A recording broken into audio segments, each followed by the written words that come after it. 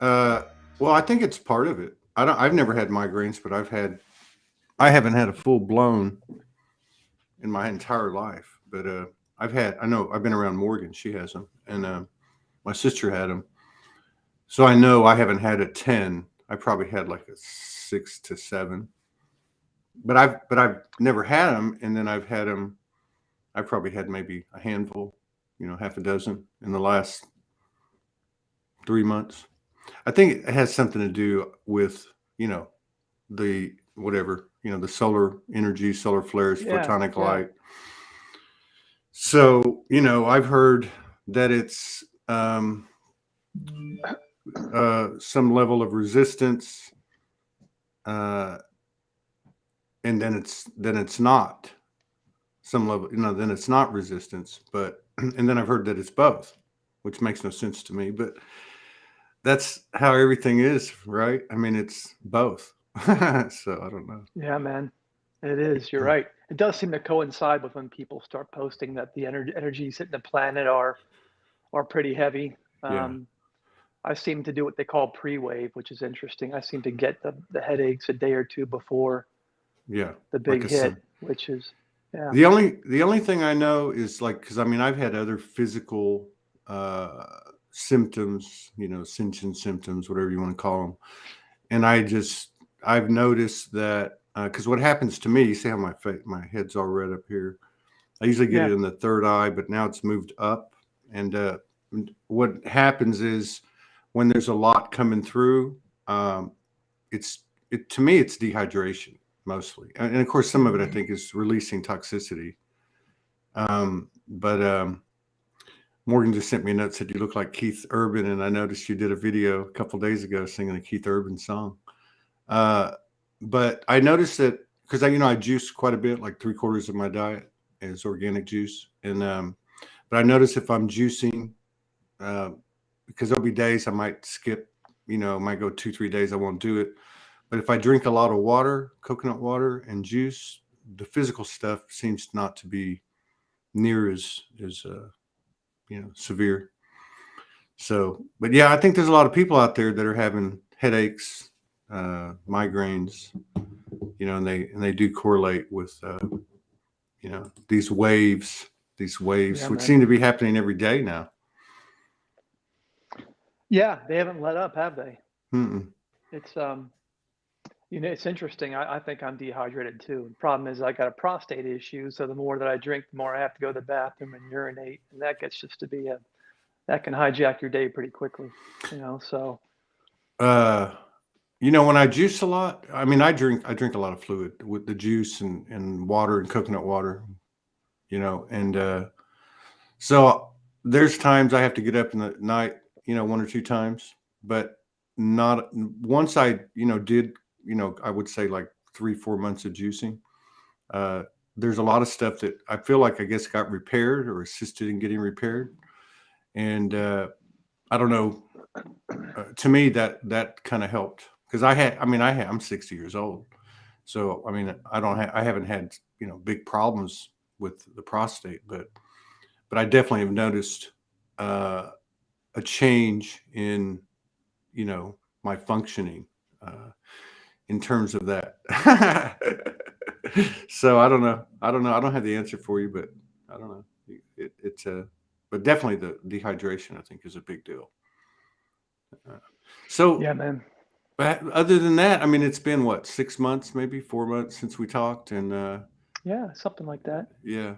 So I mean, how's it been going Six, for eight you? months. What's been happening? And I'm just grinding it out, brother. It's nothing. There's no big bangs in my life. There's no. I don't get to do all the fun stuff everybody else does in terms of connecting with galactic families and things of that nature. I'm just, just slowly progressing, talking with my partner about how where I was 6 months ago, where I was a year ago, and certainly seem to be expanding in terms of emotional maturity and just I don't get triggered, or as Franco calls it, emotional charges. I feel those still. I come from, we may have covered a bit of this the first time we talked, but like so many other people, my childhood was no picnic at all. And I'm just starting to realize throughout my adult years all the ways I've medicated and getting clear with those, recognizing them when they come up, getting rid of my addictions and facing it. The challenge I've been dealing with recently is just trying to sit with uncomfortableness and pain and those emotional charges and not trying to look for something to medicate with. So, Yeah. um, and I'm being supported. You know, it's not easy, but it's getting easier. I think I wouldn't say daily, but I can look back every week now and say, man, I can't remember where I was. I tell you what I'm dealing with, though. You had a guest on a couple weeks ago that used the term, I don't know if it's 3D or 5D forgetfulness. I can't remember shit. I can't Yeah. remember Join the club. anything. Let's join the club, I'm talking everybody. about from 2 hours ago. My daughter would be like, we just talked about this, Dad. I'm like, I yeah, know. okay. Well, it's a focus thing, man. I don't think so. I think it's I think it's just the way we're being rewired. Morgan and I did, we had a session last night. I stayed up and went to bed with her, and that was one of the things that actually came up. I was just talking to her. She's like, "Do you remember anything?" I'm like, "Because I recorded it," and I said, "I remember pretty much everything." But that was one of the things that came up in her channel was talking about basically that new neural pathways have been laid down. They're there, and we'll start to discover those, in our experience, and that one of the effects or one of the realities of the new neural pathways, which are, and these would be my words, but that would be like 5D neural pathways. And in 5D neural pathways, as I heard the channel and as I understand it, um, we don't have the type of memory that we had before. And you mentioned Franco, rest in power. Uh, he mentioned, uh, quite a few times over the last couple of years, we did 50 plus shows, but he mentioned that that's one of the things that will occur because we don't, we have the memory, but it's not like the old type of memory. It's just more of it's there and it will show up when we need it kind of thing. So I don't really know how that works because I'm with you. I can walk into the kitchen and go, what the hell did I come in here for? you know, and I know it's not age because I've heard too many people talk about it. So it must be something that we're dealing with in the transition that, that basically, I guess, shines a light on the difference between where we were and where we will be, if that makes sense. I'll go with that. Yeah. Yeah. Jenny Runco just said, the more present we are in each moment, the worse our memory is, I think. And I think that's another way to say it. So we're becoming more present. So we don't have the same context of connection or functionality with the past memories. They're just more of a, data that we pull from if it's needed and when it's needed. But again, these are And just, what's always that? used to be able to look back and say, yeah, I remember last year. I remember the year before. I remember where I was back then. That doesn't exist anymore. It's just, I mean, when I think about 2 years ago where we were, um, it feels like a lifetime ago. You I better can't even believe it. connect to being a young father or being married or Mm. any of those things. It's not um, those don't think seem like they happened in my lifetime. So time is definitely it's like a big ball of goo. Well, it's still there. I mean, even if it's goo, it's still there. The Yeah. information's still there. Uh, and I remember last night too. Part of what she said was that these new neural pathways are basically, I guess, in so many words, our connection to or access to the Akashic. So more of I mean, to Hmm. me, again, these would be my words as I would maybe try to translate or whatever, but to me, it would be something to the effect that the the way the brain will be eventually wired with these new neural pathways being used, a little bit now and then more and more as time goes on, to where it becomes the dominant, um, circuit that we function by. What happens, I think, is, um, we don't we just don't have. It's not built the same way. There's no continuous reference to the past. We don't have the weight of the past, and I think that affects just the normal things. I've been saying for years, not that I know what I'm saying, but just more of a rhetorical question. Maybe, our biggest challenge is getting used to our natural state as we Hmm. return to our natural state. Um, Hmm. and the challenge is, functioning, accepting it, not just from a wow, I've got superpowers, but first and foremost, I think how we actually function as the new human being, because it is different. We can already tell Yeah, that. Yeah.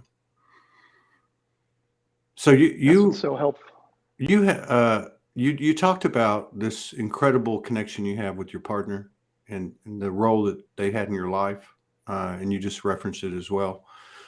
We had I noticed in October that there was kind of, because the show kind of follows in some cosmic way, seems to follow just like I guess our own lives do, um, the collective, frequencies and changes, masculine, feminine, so on. But I noticed in October that some men started stepping up, reached out to me, kind of quiet, reserved, like um, coming out for the first time, wanting to come out, exhibiting a different frequency than we're used to, from, let's say, masculine or male, the male form. And then that went on for a while. And then in January, um, and I think it would be like toward the end of January, I had, three lucid dreams in 4 nights. And Morgan had been talking about, I think the masculine's about to go through something, which I'd heard her say before. And obviously there's levels to everything, but I'd never had, and I have quite a few lucid dreams. That's one of the main ways that I kind of, interact, I guess, with the universe or get information. And so I had lucid dreams in 4 nights, and they were solid. I mean, like 5 or 6 each of those nights, solid masculine. It was obvious to me that the masculine was leaving stuff behind, clearing stuff. I woke up, the first 2 nights, and I was just like physically depleted and basically, not able to function. And then the last night that it happened, I woke up that morning, and I knew it was over. I felt fantastic. And then after that, over the next few days, men came on, and I asked them about it, and they said, "Yeah, I just went through something." I mean, we just kind of connected the dots. But anyway, having said that, have you noticed anything? Because I know, you're in a relationship, so obviously the masculine and feminine frequencies incarnated in the flesh, uh, kind of, following the subtle guidance of the inner voice, and, of course the interaction. Uh, but did you notice anything? Have you noticed anything? Has anything changed in you, come to you, as far as the masculine, your masculine journey goes, or anything else? That's what we mentioned earlier. I think just I don't feel charged anymore. Mm, Rarely, and when I do, I can sit with it for a couple of minutes and then engage in a productive conversation. My my way of understanding where I've been and where I'm going is through my partner, who doesn't forget, who doesn't have a forgetful memory. I'm the one that, I've always been this way, right? No, no, you haven't. So, um, yeah, it's just much more relaxed, and I think being able to take a scenario that would have came up a couple years ago and handle it differently. Feel it out a little bit first, not getting charged, not getting reactive, not storytelling, and just I guess, gently moving into it in a different way. So like I said, when I told you at the beginning, I don't have big wow moments that often anymore. I used to have them many years ago. Past 2 years, not so much. It's just been a gradual climb, you know? Yeah. Yeah, but I think a lot of people, I mean, I did. I mean, there was a lot of activity in the early years. There was a lot of, very distinct, you might call them divine episodes, dimensional experiences, intuitive thought. I mean, everybody's different. The clairs are different. But it seems like over the last 2, 3 years, especially, really the COVID period, maybe even the latter part of 2019, um, people would come on the show and I'd say, what faces of the universe do you connect with? And a lot of the stories were, in the beginning, it was A, B, C, D, and E. And now it's just kind of come down to one singular voice or one or two different energies or consciousnesses. So I don't think that's out of the ordinary either. I think that's um, something that a lot of people can probably relate to. That's good to know. Yeah. You're not alone, brother. But yeah, yeah. Yeah. It doesn't feel alone, but you have a lot of very interesting people that join, and um, I think the bulk of the people that I'm now connected to um, are really living some interesting lives, you know, and it's fun to watch. And I used to be in a space of, what about me, man? When do I get to experience some of this stuff? And I don't worry about that anymore. I'm on my own path. I got my own thing going on. Yeah. I'm headed the right direction. That's all I know. Yeah. Have you noticed like a difference? I mean, and another thing that's happened, of course, I think for everybody on an individual basis. I mean, as well as observing, like in the community, social media, maybe even in your own physical interactions in the local area. Um, there's been a lot of major thresholds crossed, uh, you know, that were precipitated by deep dives, for 2, 3 day periods. There's been some couples that have come on. We did a lot of couples, I think, in January, and there was a lot of stress on the relationships. From a human perspective, really had to stay on your toes. I think this applies, to the individual as well. But even some couples that, had scheduled and had to cancel because they weren't together anymore.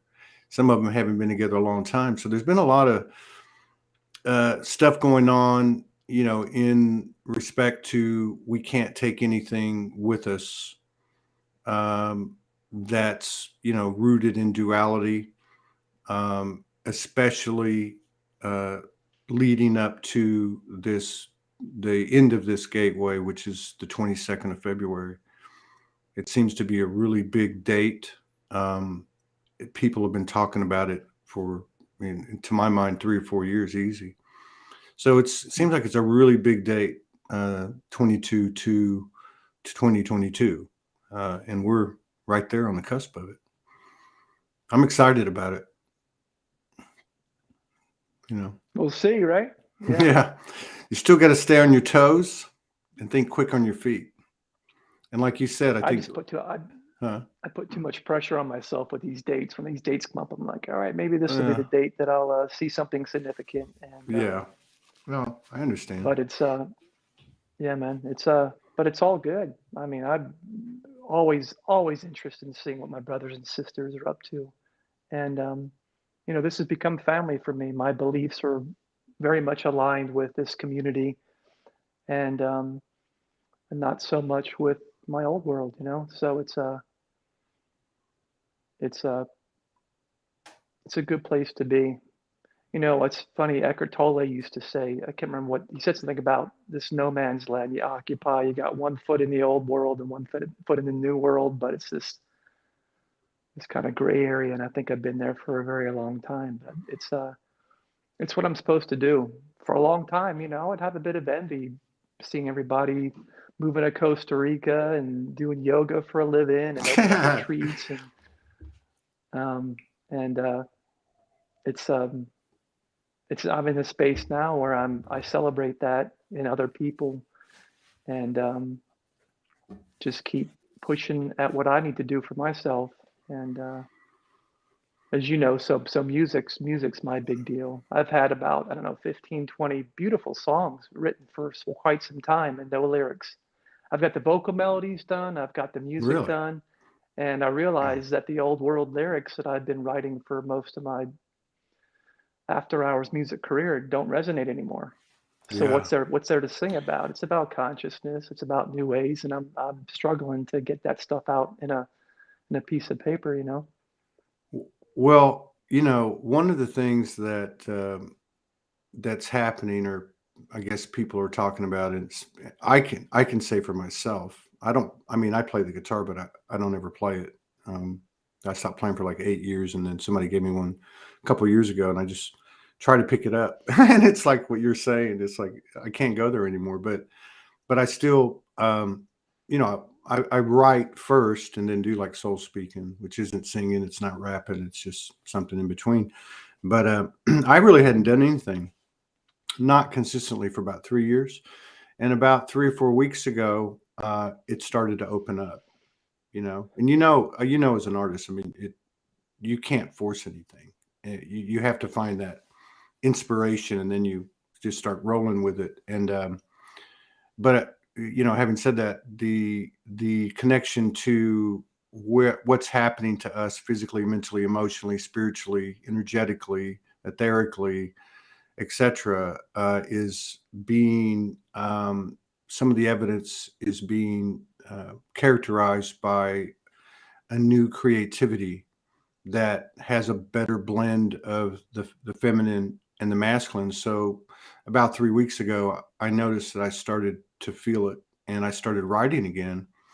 And I ran into it, kind of the same issue, because I started kind of like collaborating with my friend Ty Hudnall, who would just play something, then I would pull some words up, and most of the words I had were old stuff. And so I start trying to read it, and I'm like going, this just doesn't feel right. So I started writing, and in fact, I just finished one today. I posted it, and I'm looking for some music for it. But I guess what I'm trying to say is I can relate to you. I do think that the creativity is coming out in a new way, like everything's coming out in a new way. And I can feel you. And I would bet you that you're going to break through pretty quick. I think there's a lot of people doing it. Yeah, hopefully. Yeah, looking forward to that, man. I, Also open to collaborations too. So yeah. that's one thing I've never wanted to do that before. No, I need this is my thing. This is what came from me. And but yeah, it's I listen to some of Franco's stuff. I'm like, man, that's a beautiful message. What a great song that would be, or some type of essence of what that message is that he's saying. But the struggle is to put it all in to get it into a song. You could write a book on that stuff, right? Yeah. But to get it into three verses, a pre-chorus, and Or maybe you step out of the box of the three verses. you maybe know, so, right? That's exactly I right. will. I Yeah. will tell you this. You mentioned Franco. That was actually how this renewal or rebirthing, for me anyway, started. I just, I sat with it for a while. We both got COVID on the same day, and so it was, a pretty heavy experience. He visited me. This would have been while he was in the hospital. I wrote about this stuff. There's a lot of stuff was happening, and a lot of people were, and rightfully so, they were acknowledging Franco and missing Franco and grieving Franco. So right around that time I was telling you, I had put it off because I knew I wanted to connect with that feeling or with him or something, and so I just kind of connected, and I actually wrote a piece. That was the first one of the new, what I feel for myself is a new creativity. But it was through it was, I actually feel like it was a collaboration with him. And and to your point, it was basically kind of calling on the journey we had together, both in this physical incarnation and otherwise, as well as um, the substance of the wisdom that he shared. So, I don't know. To me, I just felt like I needed to mention that since you had mentioned him in what you had Yeah, mentioned man, that's before that. great.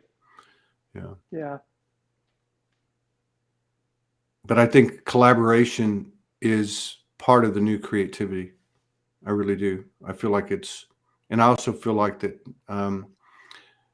what we call artistic expressions, whether there's a verbalization in it, words in it or not, uh, is a huge part of this new code sharing, communication, and that type of thing. And I think it's a couple of the pillars are the creativity and the collaboration, the Hmm. ensemble approach, or where two or more come together in spontaneity and just see what they can do. You know, Right on, right on. yeah. You do look like Keith Urban. Do you get that a lot? I think since I've been having the hair a bit longer, yeah, but um, I think it's more the name, right? Keith and Keith. No, there you go. No mistakes. No mistakes. You might be Yeah, brothers in arms, soul brothers in arms. perhaps, perhaps. Do you spend? I know, for me back in the day, it was a daily thing. Like for probably 4 or 5 years, playing the guitar and then dancing for a couple of years. Uh, but it was like the essential part of the day. Like solitude with with that creativity and pouring all the emotions into it and telling stories in the songs. And, I mean, it was a big part of sustaining me. It's taken a different light now because, as you know, some of the greatest songs and the greatest art comes from sadness and pain and suffering. And so I think that was part of the struggle because that part was kind of gone in a way. It Hmm. wasn't the same. So it's nice to be able to start pulling inspiration and still have the depth and still recognize the emotions in whatever you're putting together and uh, composing and expressing. Yeah, that's definitely the shift. I mean, I like melancholy. I'm a Hmm. melancholy dude, you know. I typically will take a 70s song and do a set and do kind of folk these old rock songs out. Um, but the 70s especially, it was all about losing it, love, and you can't live without this person and that person. Pretty dependent type of lyrically written songs, but beautiful music. And that's what I grew up listening to, you know. And yeah, so it's definitely a new shift today in wanting to say something inspirational and helpful and supportive in music because the old lyrics don't. I can't even sing them, I even know. just to goof around. It's just they don't feel right. They don't sit right anymore. Yeah. Um, yeah, I think that for me, like this piece I just wrote, which was called Sometimes, uh, it's kind of like for me, like, and here's another thing too. Usually I write stuff in like 5 minutes or 10 minutes, and that's pretty much it. And this took like 3 days, and there was just something was different. It wasn't like something I tried to do. It just felt different. It was like no rush, no time. But what I was saying is that in this particular piece, my intention and my effort was to give equal credence to the human and to the soul. Hmm. And I think for me, that's kind of where I would guess that we're going to go, where we don't just sing about, rainbows and unicorns. We sing about, or, write about rainbows and unicorns and the gold of the shadow, right? Or the physicality of the human and the raw emotions of the human and Yeah. the glory of the soul, so they're like hand in hand, equal partners. And I think that's kind of where I'm headed with it. I don't know if that means anything or helps her at all, but I definitely can No, say that that's that melancholy is still there, right? I mean, yeah, I can, you know what I mean? That melancholy to me is like the shadow, which has been such a grind, but now it's turned into something else for us. Yet you still hold on to those raw emotions. right, right. I think everybody can connect to melancholy at some point. But no, I think you're right, Todd. I think that that's a good formula, a good recipe for the new music to still sing about the shadow Mm, and the struggle, um, but that there's a way out of it, yeah.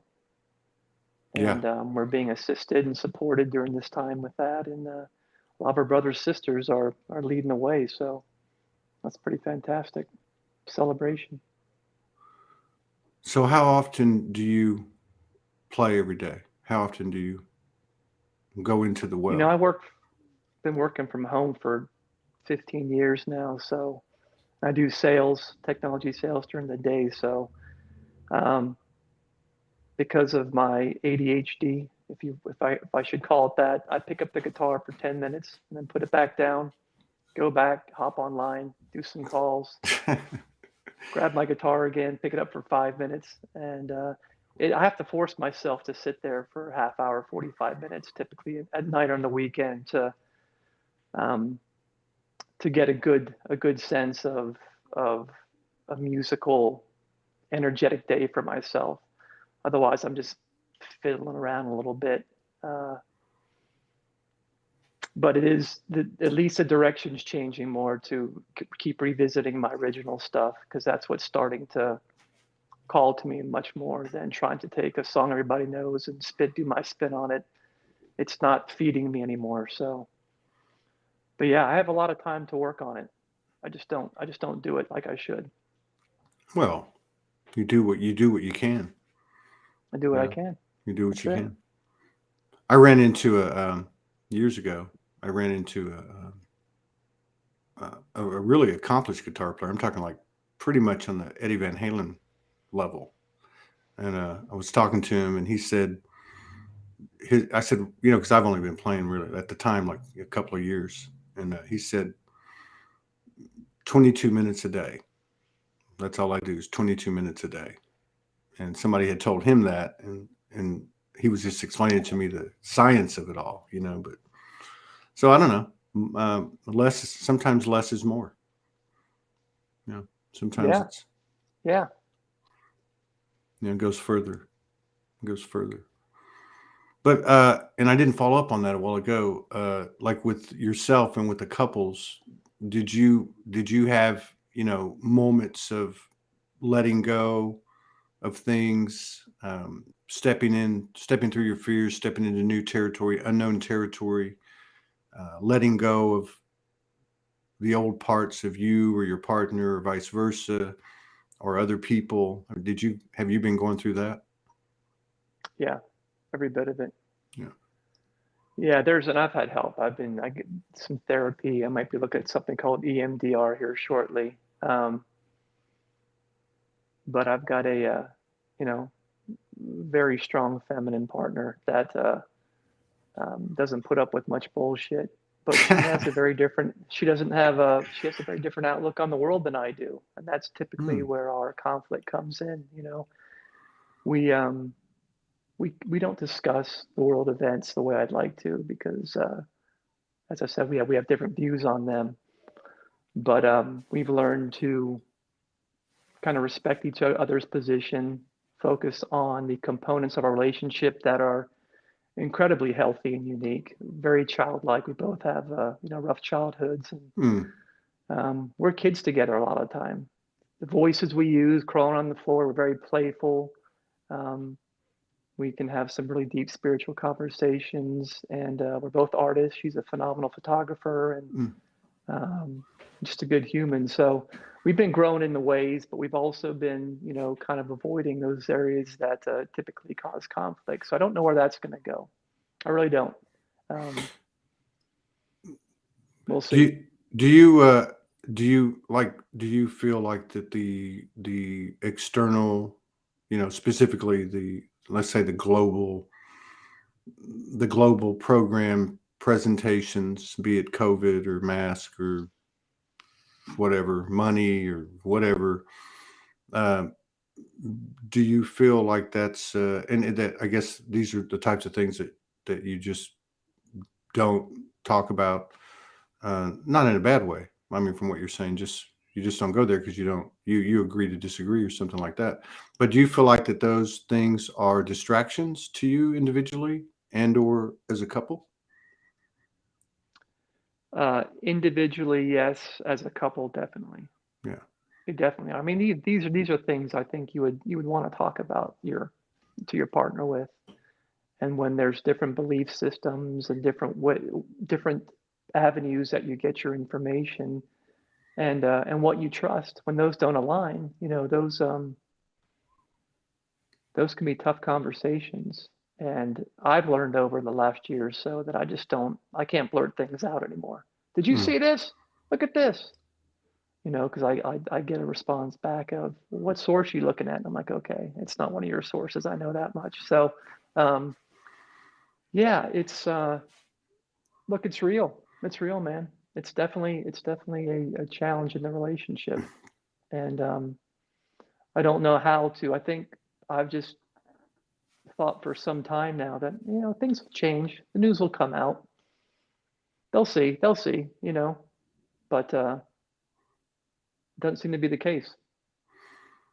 Well, we've had people come on here that, and I don't know if this is one of the issues, and you don't have to go into it, but like we've had people come on here that are, very high frequency and spiritual that have gotten the jab, you know, and a couple of them talked about um, the dialogue with their higher self, being pushed that direction and, being in Yeah, alignment with it, taking it in with the right intention and, uh, collaborative connection, if you will, like oneness type of approach. And then we've had, a couple come on here talk about even in their household.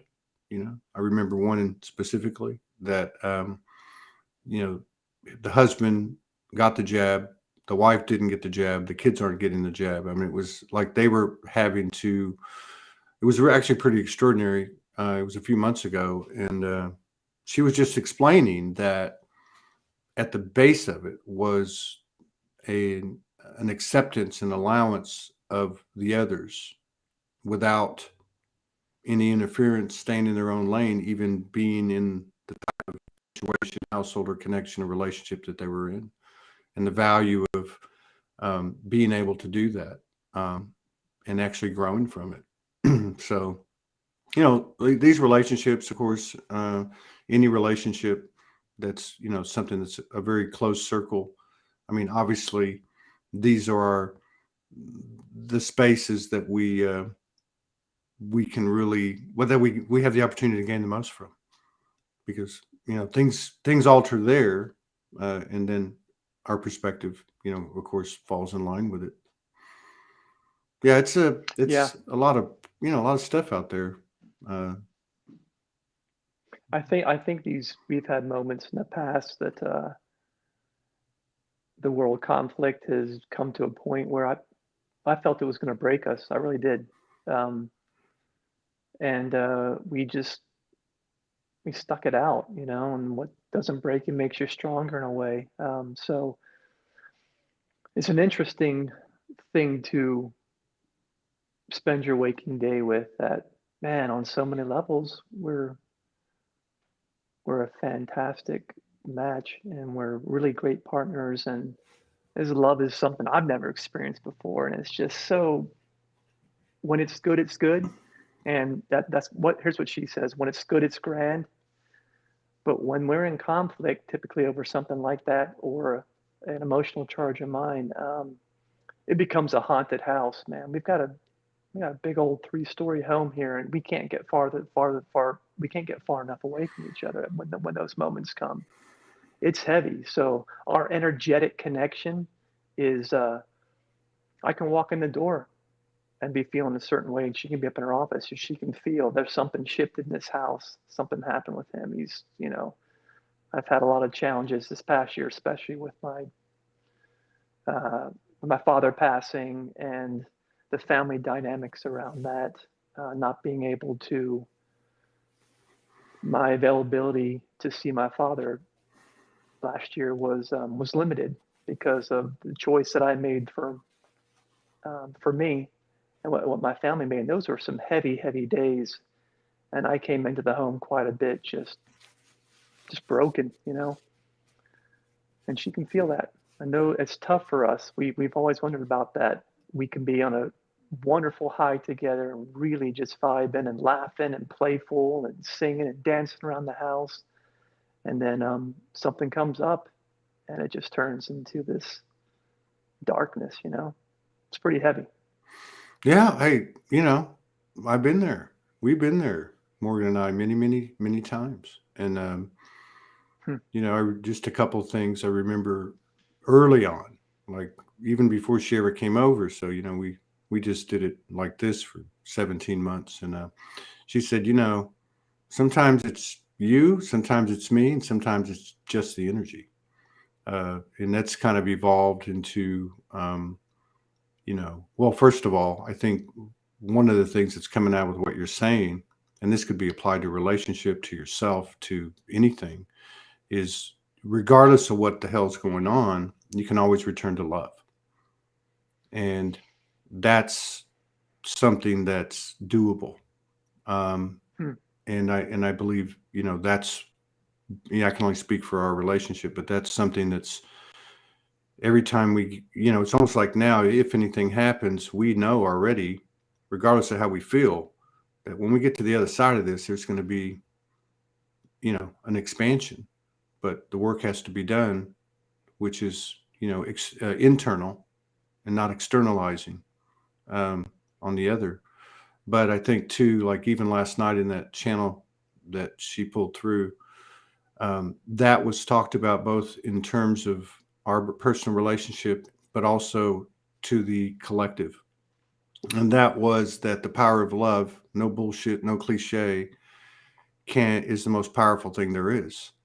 And so that seems to be proving itself out, in my opinion. I'm not saying that's the good gospel truth, but in my opinion, in my life and what I'm observing, um, it seems like it. Even if I look at the truckers in Canada or the Yeah. people that went to Canberra in Australia, um, everything I saw that wasn't bullshit propaganda, um, which has its role too, and I respect that. I think that's part of what this whole thing is taking these polarities and pulling them into one field, a 0 point or whatever. But what I noticed about those two gatherings or events is that there wasn't a charged emotion frequency. There was literally a harmonious, peaceful, straight up kind of deal, that even based on what's occurred up to today, which I saw some stuff today where people were getting arrested and they were going vehicle to vehicle and pulling them out. There's still, I didn't see any, alpha male activity or distorted masculine frequency. I saw something different. And so, um, it's everybody's been through it and we may go through more, but I think this, whatever the right word is, because I don't know what the right word is. We use the word love. But it's what's gotten us here. Everybody here in this vortex, and I'm sure in many other vortexes around the world, uh, started listening to that still silent voice, started following the intuition, the telepathy, ended up meeting someone like you did, that's comes in and in a very powerful way, creates the right catalytic energy, and then the dance is on. I mean, just different fairy tale stories. I mean, people leaving their jobs, not knowing how they're going to survive, and then things just start coming. like the universe just starts, the payback is almost instant now. I mean, it's, there's a lot of evidence, I think, even with you. I know sometimes when you're on the inside looking out, it looks different because the grass is always greener, but it's really not. But um, I mean, you're before when we talked, and even now, you know, your heart's front and center, and I don't think there's anything that can fuck with that. To be honest with you. Yeah. Thank you for saying that. I agree, man. And the whole Canada thing has just had me. I feel just like you do. It's beautiful to watch Hmm. how the participants are handling this. It's a new way. It's a new way of engaging, and I'm inspired, man. I want to be up there so bad sometimes because it's history. It's important. It's significant, and it's the start of something big. Well, I think it started a long time ago. you know, I think it started a long time ago. Certainly, Yeah. 2012 would be, and we could go to many points on the, the timeline. 1987 harmonic convergence, but 2012, and then the to me the really exciting thing is that it started. I mean, there was a date in 2012.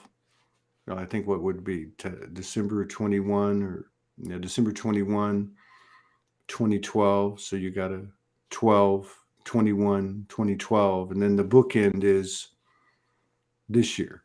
Like I just feel like that we have gone through this. Hmm. We're in the home stretch of whatever this is, whatever this great awakening movement, enlightenment, whatever you want to call it. Something's going on. There's a reason it's been prophesized in oral histories and sacred texts, and I feel like we're as for as much as we've been through, and for as uh, fluctuating as the energies can be, we're riding a big kahuna wave, and uh, and I don't think we're going to give up now. Any of us No, no. can't go back. So much momentum. You're right. Yeah.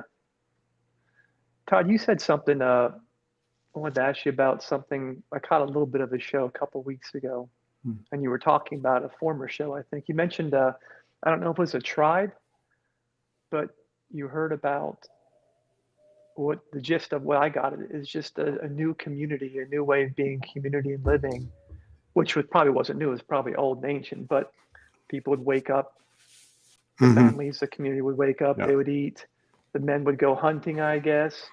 They yeah, would come back, they would cook what they have a big dinner, and then they would celebrate after. yeah. And there wasn't no Monday, Tuesdays, Wednesdays. That Mm, was every day for yeah. what was that? It was a tribe in the Congo, and that a guy from I think Washington State. He went over there when he was 19 years old. And he had this. I won't get into the story, but anyway, that's how I discovered it, was through watching him on a podcast, and then I did some research. And you know, this is a good thing to bring up, I think, especially when we take into David Cho. Yeah. Um, when we take into account the possibility, potential, and probabilities of distraction from these things, such as the truckers, as valiant and noble as that may or may not be. So, what I'm saying is that I think what you're referring to is that 20 years later, he's gone back quite a few times, and 20 years later, he goes back and he decides, or they decide, they're going to take him hunting. And so he said, it started with, we went to bed that night in the huts, and he first started to understand, he first started to feel into the frequency, because as they were going to sleep in this dark hut, and there's, 15 people in the hut, some of them started farting, and then they started laughing. And you talked about the childlike, engagement that you and your partner have. So it was very much that kind of atmosphere, which is a very present state. So the next morning, one of the tribesmen gets up, he follows him out, he goes outside, and he whistles. And then the birds start whistling back, and then they start gathering, and then they start to follow the birds, and the birds lead them to what they were hunting. And so it just goes on and on and on. But the whole idea of it was, and I think what you're referring to is that there was a synchronicity and a Yeah. collaboration with all things. And so if I look at, because we've all had our moments and some still do more than others, and there's no comparison, because where you're deficient in one place, I might be maxing out my frequencies and vice versa. But we've all been pulled into the world stage events. And I think regardless of what's going on, if we're hung up on that, uh, we're not focused on ourselves.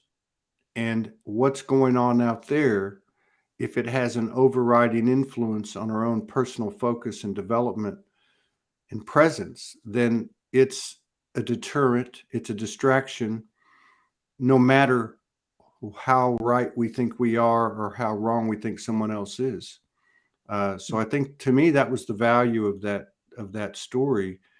And just as a kind of to conclude it, uh, when he went over there, and of course, he's a white guy, actually Asian with blonde hair, and they first they thought he was from the stars, because as you know, a lot of these Aboriginal and indigenous tribes that are still around, and there's not a lot of them left, that still live off the grid totally, like this tribe did.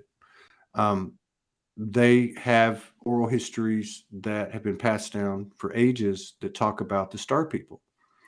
But when they asked him, when he said, "I'm not from the stars, I'm from the United States," they freaked out. And he said, "Well, what's the deal?" He said, "Well, that's where they kill people. That's where so they didn't have a lot of information on the United States, like watching CNN every day. They didn't have any of that stuff. They didn't have like nothing. It's just strictly like they did live 10,000 years ago. But what they did have was enough information from tourists to understand that there were these things that aren't even in their world. So I guess to me, the moral to the story is, or what I take away from it, is I can walk out here and I can understand if I think about it. I may not have had it on a daily basis, moment by moment, like this tribe, but I can walk out here and I can hear the tree, but I have to try to hear the tree. I have to try to talk to the tree. I can feel the wind. I notice things that happen, sounds, sensations, so on, different things, animals, whatever, that coincide with my train of thought and my the sequence of my experience. So there is a synchronicity there, and I think, well, what I'm trying to say is that these things on the global stage, they're not they're not there to take our power away anymore. It doesn't matter what we think is ethical, moral, or whatever. Um, a distraction is a distraction. Period. Yeah. Anything that keeps us away from ourselves is a distraction now. If it's going to be a part of our um, field, then to me, there's no choice but to take it into myself, just like everything else. Why do I feel this way? Uh, because this is a quantum environment. My thoughts are going to feed, in my way, my part of it, the collective experience. So if I go to bed at night damning Justin Trudeau or Joe Biden, I'm perpetuating this paradigm that we're trying to leave. And that, I'm not saying that's easy, but I've talked about it having a practice for years where I pull people up, literally go to their Facebook page and pull them up and look at them because they piss me off until I can get to a point where consistently I can not be charged, or as you said, Franco said, won't have an emotional charge. But yeah, that was a really interesting, um, you know, bit of information. Just looking into that stuff, I found like maybe 5, 6 videos on it. It's very interesting. Yeah, very cool. Very cool. Yeah, you mentioned earlier about the couples and being able to. I think it's all expansion. You use that word quite often, I think, and I need to start bringing that into my day a lot more. Conflict with anybody in your life, or yourself, right? I think if you breathe through it, you pause, you let it flow, you feel the charge. Um, as you said earlier, what's on the other side of that is expansion. Mm. Why wouldn't we want to be expanding all day long with every opportunity we can, you know? Yeah, that's right. I mean, I I was lucky because when I reawoke, I was told straight up, keep this simple. You're going to do some writing, you're going to do some talking, keep it simple. And I was told three things. There is one. There is a one. Uh, Two is we're all unique and equal souls. So like unique soul signature, but all equal, no hierarchy. And then three, there is a um, goal. There is a divine order, uh, golden rule. What goes around comes around. And so I think that's something that's foolproof. And that's why I think that love is proving out, love being a much bigger word than the human definition, obviously, but it's proven out. I mean, it's not about turning the other cheek and giving away your power when you do it. If we use that as an example, for instance, it's about turning the other cheek, saying, hey, that's just not a frequency I want to play in. But um, to be able to, let's just say, disengage or detach in equilibrium would, to me, would be the goal, and I think that's what you do in your relationship with your partner, what I do with Morgan, what I do with myself, what you do with yourself. And why would the pattern change? We're in a massive duality, and there's been sufficient growth and proof that when we bring the polarities into a 0 point field, I call it the soul highway, uh, that things happen to us. We get to the other side, we expand, and now there seems to be, quite a few other things occurring that are proving out, including physical transformation of these bodies. So there's, I think we're in the big time, and Yeah. I have to tell myself sometimes, Keith, and let me just say that I would bet you since the middle of October, I have, and it's probably been a month now since I haven't, but October, November, December, and January, I probably pulled my team in and said, get me the fuck out of here now. I'll see Morgan on the other side. you know, you know what I mean? Like, we're all doing it. And the other thing is, I have a luxury because I get to do this show. And I've learned so much in 3,200 episodes. I've learned that it doesn't matter what you talk about. It doesn't matter at all. What matters is the heart comes through. And I'm sitting here talking to a brother that your heart is front and center. Your frequency speaks for itself. Truth is the overriding prevalent. You call it truth, love, trust, whatever you want to call it, freedom, whatever you want to call it, but it comes through. Monique just said this. Somebody else said it about your heart is right there. She said this conversation is a heart expansion. So I think we just bring our truth, and back to what Yeah. you're talking about with the writing is we have a lot to pull from in terms of the melancholy, but there's another side to it, and they're both equal partners, dark and light. And I think that's probably going to be a big characteristic of the new artistic expressions is giving equal time to both. Equal respect, honor, love,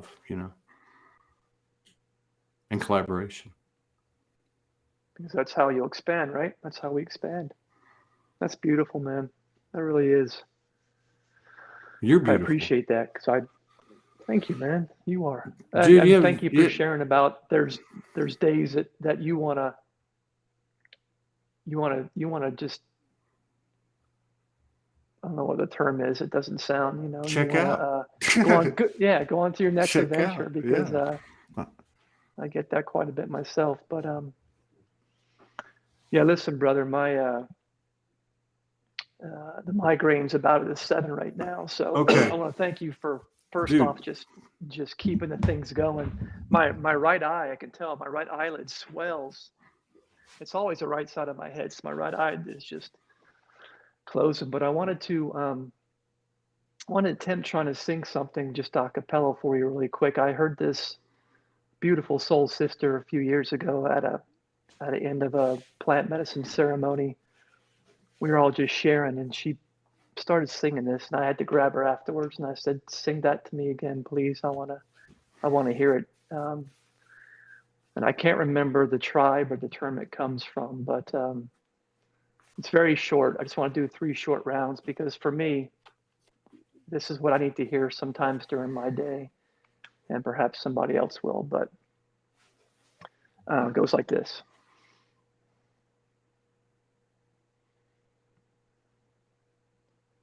Loosen, loosen, baby.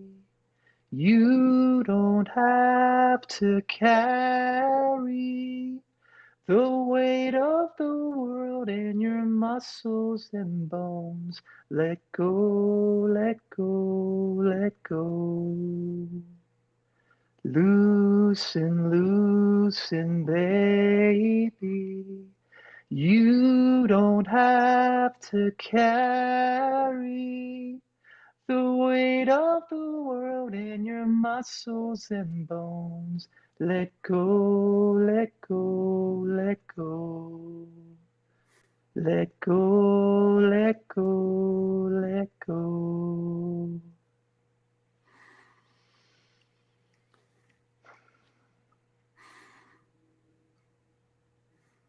Wow. Sounded much more beautiful when she sang it, but Dude. it's powerful for me. You got a fucking 7 migraine and you showed up and you shared your soul and your heart. And well, thank you for allowing it. As I mentioned earlier today, I was going to potentially call it, but you said, man, I'm flowing with it, whatever you want to do.